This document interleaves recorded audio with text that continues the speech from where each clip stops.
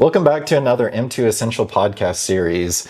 Today we'll be discussing cybersecurity for your brain and how to protect it from a world that's constantly on. I mean, this whole series came up because we're going to be at DEF CON in Las Vegas and In August, right? Yeah. And we were asked by a lot of hackers to be there. And we're like, why would we be at a hacker convention? And we realized our products actually help hackers with concentration and focus and cognition. So we're like, let's do a biohacking series. And let's jump right into it. Yeah, so I'm sure you're aware of it and experience it too, but it kind of seems like we're in a world that's always like constantly on. When you're attached to our phones, you get notifications for everything. I think in the period of trying to film the introduction for this, my phone went off like 4 times from different clients. Yeah, there is Do Not Disturb. Yeah, even with Do Not Disturb, I still can see it or sense it with the force. But yes, I mean, you're in a world that's constantly on. It's how do you handle that? How do we challenge that and change that up? Yeah, I don't think our natural biology is accustomed to always being on. So we have what's called your circadian rhythm, which is your wakefulness and sleep time, and it has a very distinct 24-hour period. But with our phones and stuff, you're exposed to blue light notifications at night when you should be winding down. But all those notifications just kind of ramp up your anxiety, any fear that you have, or just make your mind go into overload. So it's kind of hard to wind down and sleep. You know, I'm older than you, obviously, and we've talked about that before, so I have a little bit different perspective. But I remember commuting to New York City from New Jersey without having a cell phone, without having a laptop, and it was fantastic. You weren't connected all the time. And then when you got cell phones, there weren't screens on the cell phones other than to see the number, really. And if you were texting, it was like T9 text, AAA, BBB, et cetera. And I think that when the advent of the iPhone came out, or the BlackBerry or the Trio or any of those phones prior to that iPhone, it really changed the connectivity. We don't get a chance to turn our brains off. We don't get a chance to ever sit there and say, it's me time. Yeah. Because it's not just work trying to connect with you. Your kids can connect with you. Your parents can connect with you. Your friends can connect with you. Somebody you don't know that's oh, Lord, they're all day halfway long around the world that you've never met on social media. Acting like you're their best friend when they call you, hi, is this Mike? Or you know everything about them. Exactly. I mean, one of the problems is that, for instance, if I text you on the weekend, right, and I say, hey, like XYZ question, I have the full expectation that you're not going to answer me right away because it's your downtime, and I'm aware your phone is with you at all times, but you don't have to respond to a text right away. Just because someone texts you doesn't mean you have to respond, because it doesn't mean you readily have to stop what you're doing to answer them on their terms. So it's learning how to set boundaries with your device. Yeah, which is something I actually do at night. And I know, I can't reach them at all. Discuss in a little bit, but even not our phones, like the average adult is juggling multiple tasks throughout the day. It is. It's whether hard. It's work or personal life or what. You get a lot of information at one time coming into you. And, somebody like me, I own multiple companies, right? And I'm one of my companies, I have like 18 clients right now that are all hitting me at one time for Comic-Con. And I have, 7 employees that are also hitting me all at one time, and vendors and stuff. And then I'll have to swap to go right to talking to you about our company. And then I'll have to swap to go talking to about one of my other companies. And then I have to go back to running the company. And then now I'm a dad for this month because I have a 13-year-old nephew coming from Italy to stay with me for a month. So I'm going to have to be switching between languages and stuff. He really doesn't speak English. He doesn't speak English. He's here to learn English. So you sit there and you go, it's all this information. And it's like a cacophony of chaos is a term I've created. And it's how do you bust that clutter? How do you, to quote Susan Powter from the 90s, stop the insanity? How do you regain control of yourself? Yeah, one thing that you said about owning multiple different companies and then switching between like working on promo versus something else and then switching to M2, like you hear the term multitasking a lot and people will claim they're expert multitasking, but what they're really saying is they're really good at task switching. Right. So there's no such thing as multitasking. We as human beings, we can only focus on really one thing at a time, but how quickly we can move from those tasks to another one is the more efficient you are at it, the better you are at what we call multitasking. And some people like myself can sometimes have a hard time switching between. And no comment here.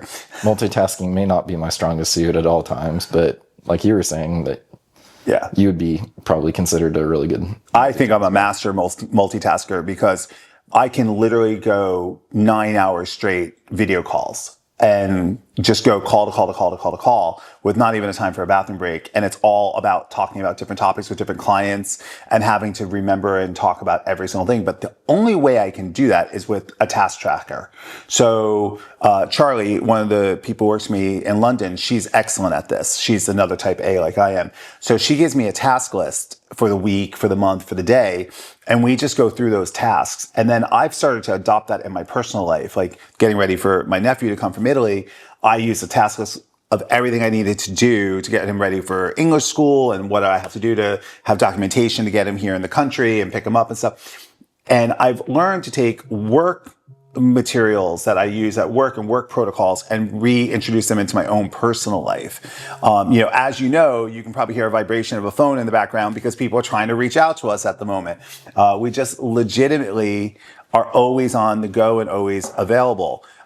So what I've now done on your recommendation is if I'm on those conference calls so that other clients aren't hitting me, I will do not disturb my phone so that I can just focus on the client at hand. Yeah, it sounds like setting up like firewall protections, like boundaries to protect yourself from any external distractions. I think that firewall is a really great term because obviously we know that term from computers and trying to use Norton antivirus or something else, or we're Mac people, so we don't have to worry about that. But I have Norton on mine. Do you? I don't have Norton on mine. I'm very happy when I got rid of my Bio, 18 years ago or whatever. As Charlie, your employee, said earlier this week, cybersecurity is not your strong point. No, cybersecurity is not my strong point. All my passwords have been the same forever. No, they haven't, because you have to change them every time. Now I do. I keep forgetting. You forget what you changed it to. But the point is that setting up a firewall in your life is important too, so that I can sit there and say there are boundaries. Now, some people don't have the ability to make boundaries. You have to learn this. It is not something that is innate for humans. We're wanting to be there for each other, want to help, and always be available. You have taught me how to set up boundaries without realizing it, because I will call you. I'll be like, do you want to do something? Like, do you want to hang out and not work? And you're like, no, this is my downtime. I am home. I'm with D. I'm doing this, whatever. And I'm like, all right, great. See you later. Ciao. So for most cases, because I tend to go, my partner and I tend to go to bed really early at 9 p.m. And so I don't want my phone going off, like trying to go to sleep. So I have it set on a schedule where it'll go into sleep mode. So unless you like try and call me 2 times in a row within a certain time period, right, as if it's an emergency, it's not gonna ring through for me. So I think setting up boundaries like that at night in particular to improve sleep is really important, but can also be used during the day work time hours as well. Yeah, I think that the net takeaway from this section is that we talk about creating firewalls and creating boundaries, and then also utilizing protocols from your office life or your business life or your teaching life or whatever type of profession you're in, and incorporating that into your own life. So, let's take teachers, for example. Teachers have periods. So every period they're teaching this. They might be teaching math one period. They might be teaching English the next period, or science another period. So they're not going to start teaching English in the middle of science class. So this is time blocking. It's time blocking, and it's making sure that you are sticking to that regimen. And I think it's a very militaristic way of thinking and approach. It's a very educationally driven approach, but it's also proven scientifically that it helps you to be more focused on the task at hand. Yeah, and get deep work done. Right. Which one of the things that you can tell we work from home, right? So we're in my house right now and working here, and we have an office. I know there's one technique called the Pomodoro technique, which is not exactly time blocking as like specific things, but setting a timer for like 25 minutes and then having a 5-minute break. So you do 25 minutes of deep work, uninterrupted work, and then a 5-minute break to catch up on whatever texts or use the restroom, whatever you have to do. Then you come back to your work for another 25 minutes and then 5-minute break, and just repeat that throughout the... So we're on the same wavelength, because that's where I was going to go with the fact that we're very, lucky and blessed that we get to work from home. So today we're at my house. We also have an office house. Our office is a house that we work out of. And when I do maybe get a cancellation of a phone call or something like that, or we have a break that we're not working, I will take 5 minutes and just go outside and walk around the pool or something like that, or if you see my video, fall into the pool. But walk around the pool and just check my my internet and check Instagram or social media or whatever for 5-7 minutes, just to turn my brain off and almost like reset the power to it. Control Alt Delete my brain. And I notice you do it too, because there's times where I know for a fact you do not need to get up to go pee, but you will get up from your desk and go walk to the other side of the house just to, hey, I got to get up out of the desk. I've been working for 2 hours. Let me, go do what I have to do, and check my phone or go for a ride and be like, even like if we're going out for lunch or something like that, you're like, do you want me to pick up lunch? I'm like, yeah, I'll go with you. And you're like, no, I'm going to take the time, go myself. And I'm like, oh, okay. I used to be insulted. Then I realized it's your time to reset, and that's actually my time to reset then, which is great, So I think that when you look at how you can utilize some of these tools to biohack your brain, it's really about boundaries. It's about reassessing how you approach time. And time should be seen as an asset. It's also that you need to give yourself time. You can't just give if it's your students, you can't just give it to your professors if you are, a college kid. You can't just give it to your bosses if you're an employee, and you can't just give it to your employees if you're a boss. You have to give it to yourself as well. Yeah. So those are more like the physical things you can do to prevent these distractions, but moving more into like the biohacking aspect, changing what your mindset, your physical health, mental health, all the things that encompass overall well-being, as well as supplementation, but focusing on the tenets of good health. So you have sleep, nutrition, stress management, and movement and hydration are the most important things to focus on as a behavioral change. But then we also have supplementation. If you use it intentionally, you can biohack and improve better and make those focus times that you blocked out more efficient. I think that's a key word that shouldn't be lost, is the intentionally use of the supplements. I know way too many, and I know you know way too many people who just instantly on their way to work in the morning stop at 7-Eleven or Wawa and get an energy drink, and then during lunch they're grabbing another energy drink, and then they're grabbing another energy drink after that. And it's like, what do you need that energy for right then? What is that doing? Is that generating something, or is that just your body's conditioned to having it at those times? So it's when do you need to have it? I mean, we're a supplement company that does, energy-based, caffeine-based products that also increase focus and cognition and motivation.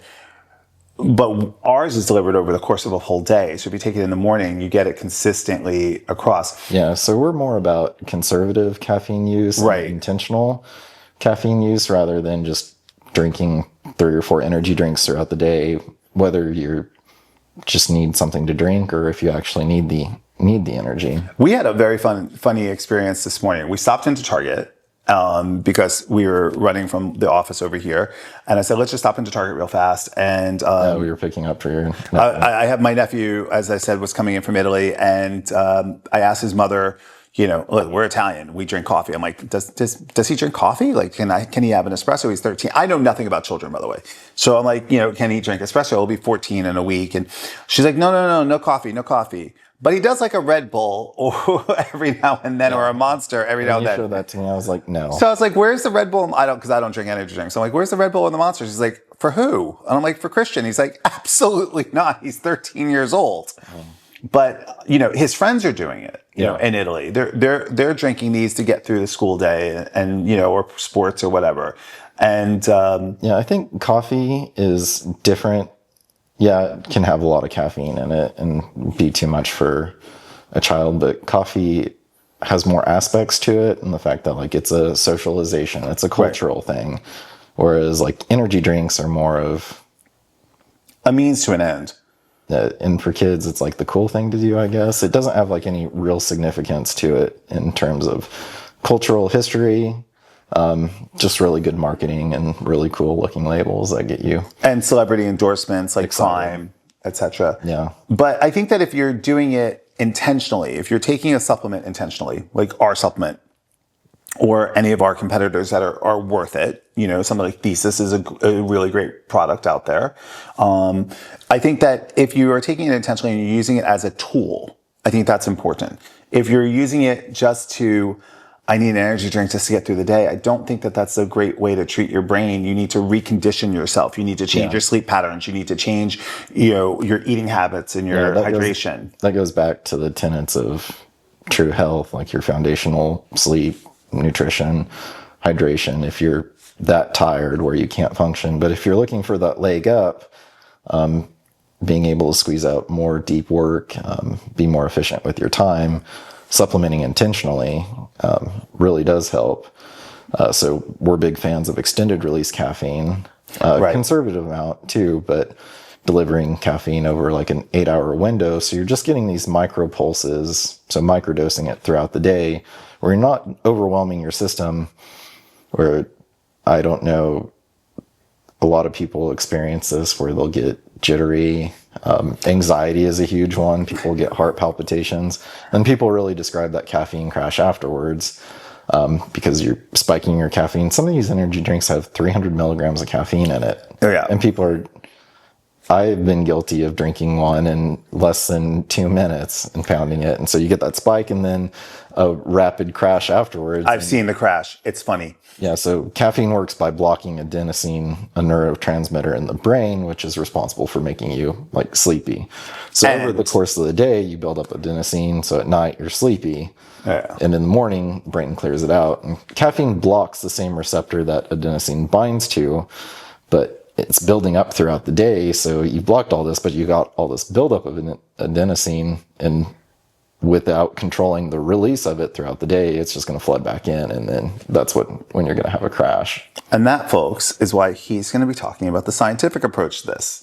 Now I'm laughing because I'm going to give you a colloquial experience of this. So I've been on stage for my entire life, especially professionally. I've been on stage in front of thousands of people, hosting, moderating panels, and hosting giveaway hours at Marvel, at Comic-Cons and stuff. And I remember, because I don't drink energy drinks, I remember one year I had really bad neck surgery. I was gonna have surgery 2 days after Comic-Con, and I was in a lot of pain. And I had to get up and do my 4th giveaway hour, which is what it sounds like, me jumping around on stage like a trained monkey, giving stuff away to 1,000 people in the audience for an hour, which is not easy to do.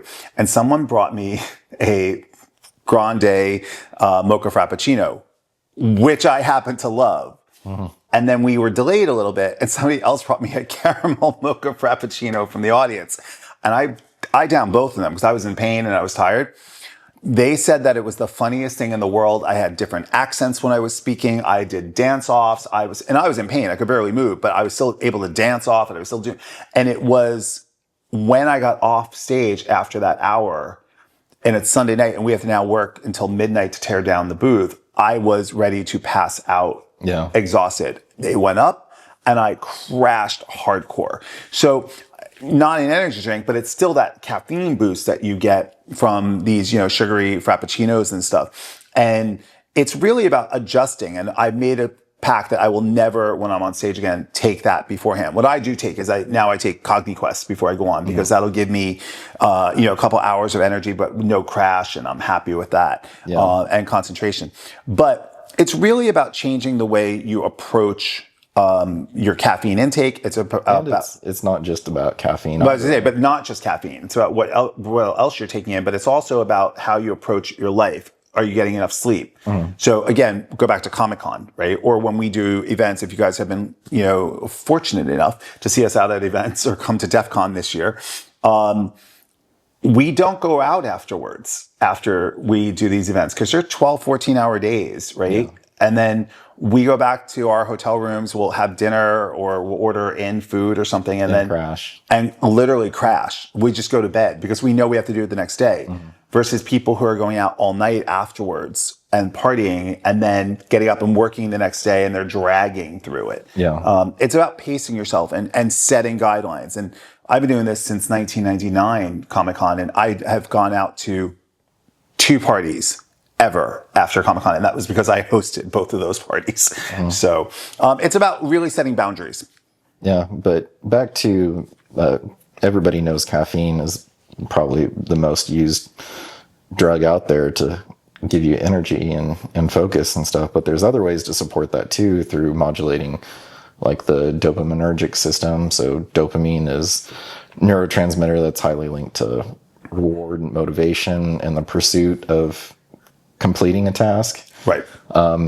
As well as ingredients that support like stress resilience, because stress can derail your focus like crazy. Speaking from experience. Yeah, Yes. and especially if you have a lot of work to do, just the mental thought of having the stress and anxiety about the work you have to do, there's ways to essentially biohack and help alleviate a lot of that. Well, what would you say is a good way to biohack that? Theanine is one of my all-time favorites.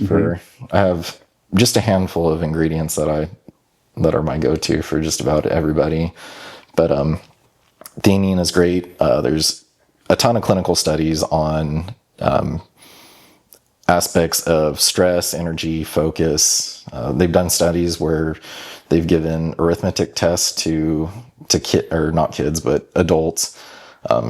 Math tends to stress out people. Their heart rate increases, blood pressure increases with it. And then they have an interventional group where they give them L-theanine and their heart rates decrease, their blood pressures decreased, as well as like using a visual analog scale, their reported stress before, after, during this arithmetic test, math test, was significantly decreased. Is this why you chose to put L-theanine in one of our products? Yeah, it also supports alpha brainwaves, which brainwaves kind of sound a little woo-woo science, but there is science to back it up. But an alpha state is a state of where you're focused, but or you're calm but alert, so you're not like sedated. So if you take something to go to sleep, it's not like knocking you out. It's just keeping you calm but alert. Yeah, I think that, as somebody who owns multiple businesses, and I mean, honestly, I burn my candle at both ends. I burn my candle at like 5 ends. There's stress in what I do, in owning businesses and having employees and clients giving you millions and millions of dollars of business. It's very, very stressful for one person to have on their shoulders. I notice that when I do take CogniQuest, perhaps from the L-theanine, I'm not as stressed. But then I couple that with my techniques of saying, okay, I'm going to organize myself. I'm going to make sure that I only stress about what I can control. If I can't control it, I try not to stress about that. I talk myself through it. It's a little bit of self-talk therapy. Yeah. I think you meant Focus Quest Max. Oh, Focus Quest Max. Yeah, sorry. And I was looking at the CogniQuest box, but yeah. When you sit there and say, with L-theanine, what other aspects can we take? What other supplement would you recommend to biohack? So something that modulates dopamine, which we've identified a extract from Thai ginger with a lot of clinical data behind it, as well as molecular docking studies, and it's been shown to be a dopamine reuptake inhibitor, which is similar to drugs like Vyvanse, Ritalin, albeit much, much less. It's not pharmaceutical. Potent than those, right. But in clinical studies, both in people who have difficulty focusing, there's a certain group of people that can identify with that, right. As well as just a healthy general population, but it improves focus as well as energy. Right. I think that if you're lacking focus, if you're lacking clarity, I use the term ricochet rabbit. So you're like bing, bing, bing, bing, bing. You're all over the place. Taking a supplement that includes Thai ginger root has proven to help you with that. Yeah. But also, I think that when you take that in combination with L-theanine. Yeah, well, that's where the biohacking aspect comes in, because you're modulating essentially what all three of these ingredients we're talking about, extended release caffeine, Thai ginger root, and L-theanine, they're all modulating different neurotransmitters in the brain. They're not throwing it off like way out of whack, but giving you maybe a little bit of boosted dopamine. So the dopaminergic signaling is firing just a little bit better, and you might be a little bit improve your focus, whereas L-theanine can turn down some of the excitatory neurotransmitters like glutamate, as well as supporting GABA, and then caffeine with its adenosine receptor antagonist. But you're modulating all these neurotransmitters, biohacking them essentially to put yourself into a heightened state for that intense like focus, work, concentration. Do you believe that this is sustainable then? That you can do this day over day over day over day and not have any negative aspects to it? If it's done intentionally and not just recklessly. Right. So we recommend 250 milligrams a day. Can go up depending on what your tolerance is, but 250 seems to be a really sweet spot for most people. I do a little bit more than that. Because I do like my cappuccino in the morning. Right? Yeah, you take a few sips, and I take a few sips. It sits at my desk for like 6 hours. So you're really not consuming that much more. No, but I'm Italian. I need my coffee. But considering the people that are pounding like 3 or 4 energy drinks a day that are consuming anywhere between 600 to 800 milligrams of caffeine, that's reckless behavior. And you're building up the caffeine tolerance where you're not even feeling anything at 600 milligrams. And how do you sleep? Most of those people probably complain of poor sleep as well, as most Americans do anyway. Right. I think at least a third of U.S. adults have reports sleep issues to their doctor at least. Get a good bed, people. That helps a lot. And a good pillow. Yeah. But a bonus ingredient that I'm really big fan of and I've talked about a lot is creatine monohydrate. Again. Could have won the $1 million question on that if I had said, what was he going to talk about next? Yeah, because creatine's well known for its sports performance. It has thousands of studies of it, huge safety profile on it. And but recently it's been under interest for cognitive health. Let me jump in there. You might have seen some stuff. Dr. Joe, who's really a prolific poster on Reels and Instagram, he did a thing about creatine monohydrate, about its advances and studies with Alzheimer's research. Oh, yeah. And I was scrolling through and I follow Dr. Joe and I'm like, wait, I know that study. Why do I know that study? Who wrote that study or helped author the study? Yeah, so my brother is a PhD at University of Kansas Medical Center.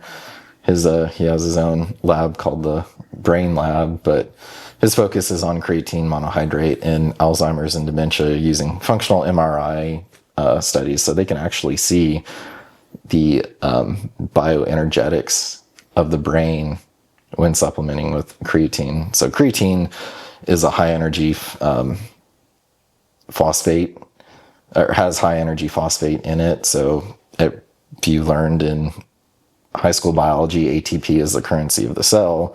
So we use food to create ATP. ATP is used and degraded to ADP, AMP. That's where creatine comes in, because it has this extra phosphate group, so it can donate it to AMP and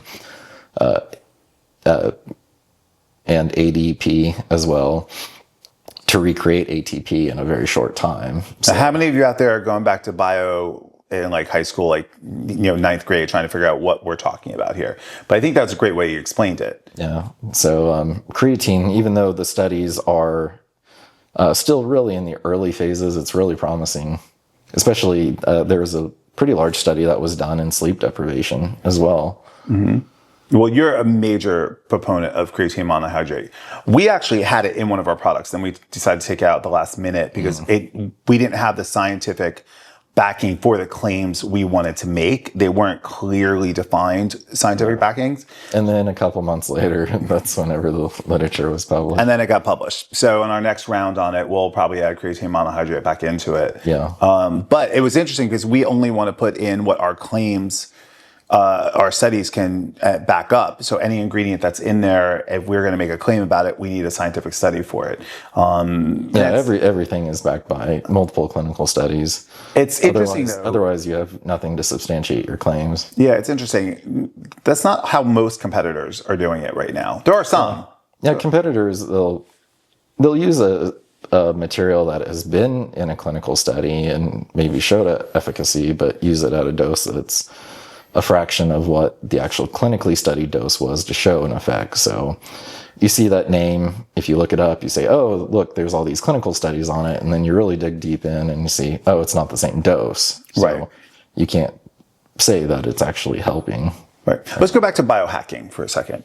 So if I'm stressed, I'm overworked, I'm, running from 6 o'clock in the morning till sometimes 11 o'clock at night, 12 o'clock at night on calls and stuff like that with very little downtime. How do I biohack myself to relax, to turn off? Not just the non means of like saying, okay, I'm going to allocate this amount of time to myself and I'm going to not take this call, whatever. What other suggestions do you have? Yeah, so this goes back to that overall, it's kind of a wheel of wellness. There's 9 pillars that I consider, but focus on just a few of them. So sleep is one of the number one priorities. Nutrition, hydration. If you're dehydrated, you're not going to function very well, right, regardless. Daily movement. Right. So, and then stress management. So if any of those are think of it as a wheel. If you take any one of those out, it kind of derails you. So you want to go back to those tenets of overall well-being. But say you're in a moment of high stress, there are a lot of tricks that you can do to change your actual physiology in the moment. Deep breathing is a really cool trick that you can do, like box breathing. So in through your nose for 4 counts, hold for 4 counts, exhale preferably through your nose for 4 counts and hold, and just repeat that over. Yeah, we used to do breathing classes together. I loved when we did that. That was a lot of fun at the Space in Fort Lauderdale. Yeah, that was fun. There's another one that learned from Dr. Huberman, which I'm a huge fan of his podcast as well, but the physiological sigh, which is a little embarrassing to do on camera, but you can look it up. I don't know. I think I do it inherently. You don't do it. I think so. You always talk about how much I sigh. No, it's not the same thing. I know, but when I do sigh, when you do mention, hey, you just let out a big sigh, is everything okay? And I'm like, yeah, it's just my way of getting pushing the negative energy out of me. But this week I've been very stressed with work, right? This past 10 days, I've been very, very stressed with work because it's coming down to the wire on a lot of stuff. And everybody's late with things. And it's just, my job is to make sure things happen. I started doing body pump classes again in my house. I bought all the equipment and I brought out my old tapes and tapes and started doing body pump. And what I realized was, the other day, you and I were talking and I was in a very bad mood and I came home from work and I put my bag down and I went right into the gym and started doing body pump. And I did, 7 body pump tracks back to back. Instantly, there's 10 in a routine, but I did 7 right away. And I instantly felt better when I was done. It was my time. I wasn't answering my phone. I left my phone in the other part of the house. I went there. I put my music on. I know the routines. I didn't have to think. I had the instructor in the background telling me what to do. And it was wonderful to give myself over to that. So that speaks to your movement. Yeah. So movement is whether you're going to the gym to work out or just going on a walk. Yeah. That has been shown time over time to improve stress resilience. Yeah, and I've been trying to cut out the Coca-Cola and drinking more of the Fiji water and stuff, which has been much, much more, it's been more beneficial for my skin. But also I feel better with that, and I'm going into my most stressful time of year. So like, if you ever saw the movie Devil Wears Prada, Miranda Priestley goes, Paris is my most important week. I need my best team with me. Well, Comic-Con San Diego is my most important week and I needed the best team with me. And it's the hardest week of my year out of 52 weeks. So I'm prepping, I'm conditioning myself to get there. So your tips that you've been giving me are things that I've been trying to do. Yeah. But to kind of wrap it up, though, like cybersecurity for your brain and really navigating a world that's constantly throwing either beneficial information, but 90% of it's probably useless information that does nothing to benefit you. What are the things that you can do to kind of protect yourself? So relating it back to like computer science, you have your physical. So say your computer's not connected to a local Wi-Fi network, you have a hard line, or you have a firewall up. So you can block those distractions with tools on your phone, or just simply not having your phone in the same room, and then time blocking out times. But the biohacking aspect is using foundation of wellness to give you the best overall health and well-being, and then using supplementation intentionally to just get that extra speed boost out of your hardware. And realize that, in the last 10 years, humans have advanced massively as far as technology goes. And we have not had, our physiology hasn't had enough time to really catch up to it. Yeah. The amount of blue light we're exposed to, the amount of technology we're exposed to, and the amount of information we're exposed to, our brains are overwhelmed by it. And most of it's not even true. Most of it is exaggerated or falsified or whatever. So yeah, I think I mentioned something. It was either to you or may have been my grandma or aunt when they visited a couple weeks ago, because this was at the Middle East conflict and stuff. And I made a comment to, I believe it was my grandma. I was like, I can't imagine during like the Revolutionary War or something, like we knew like minutes right after this event happened halfway across the world, because we're just bombarded with all this information that we can get and be replays of it, and it can be the same story told 100 different times with different perspectives, and whichever perspective, bias, whatever, can make you feel different ways and stuff. But I kind of want to go back to that time where it took a couple weeks for you to get notification that. Yeah. Well, it kind of goes back to what we started talking about when I said, I'm older than you. I used to commute an hour and 45 minutes each way without a phone, without a laptop. I had a newspaper. I would read the newspaper. The slogan for New Jersey Transit was train time is your time. And that was my decompression going into the city in New York in the morning, and decompression after working in advertising all day coming home. I was able to decompress. I could socialize with my friends. I could sleep. I could read a paper, read a book, whatever. We are programmed. If we go to the bathroom, our phones are with us. Yeah, I was just thinking about that. I remember being a kid having to read the back of the shampoo bottle to entertain myself. Or if you're sitting as a kid having cereal in the morning, you're reading the back of the cereal box. Yeah. Now, these kids, everybody's got tablets. I can doom scroll for hours and not do anything productive. And after I realized how much time has passed, feel like such a waste. Yeah, I mean, I think, look, we're not saying that social media, tablets, or having accessibility to your phone or laptop is a bad thing necessarily. It's just moderation is where we're talking about, and trying to regain control and take control over how the information is delivered to you and what information you take in and when you stop the information. And it's okay to reject information too. It is. Not factual information. Oh my God. His partner will send me, just today alone has sent me 11 Instagram reels just to look at. I mean, they're funny and I love it, but like legit, he's at work and he's like, here you go. Here you go. He's at the gym right now. Here you go. Here's another one for your mic. And it's funny because I want to watch them, because I think if I send you something, I want you to watch it. If you send it to me, I'm going to watch it. But it's like, we're so conditioned that our downtime is on the phone. Yeah. And you can choose whether or not you want to engage at that moment. This man has chosen not to. I sent him so many videos he doesn't check. So, no. Am I wrong? I guess not. No, I'm not wrong. So, but it's all about moderation. It's about choosing what you're letting in and how you're going to, intake information from any sources. But then it's also how can you biohack your brain using supplements intentionally? Yeah. So come see us at DEF CON, which is, I think it's August 8th, 9th, and 10th in Las Vegas. This will be our first time attending, and we've tried to do some background research on what the convention's like, and it is hush hush. You cannot get a single photo of what it looks like on the inside. You can't listen to a few podcasts about people's experiences. We have to bring burner phones. Yeah, Dee Dee, who works with us, she sent me over some podcasts, and it's absolutely wild.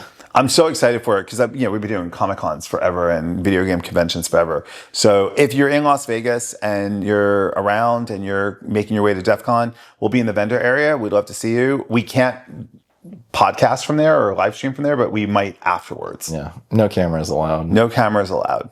So everybody take care. Remember, take care of yourself. Put yourself first.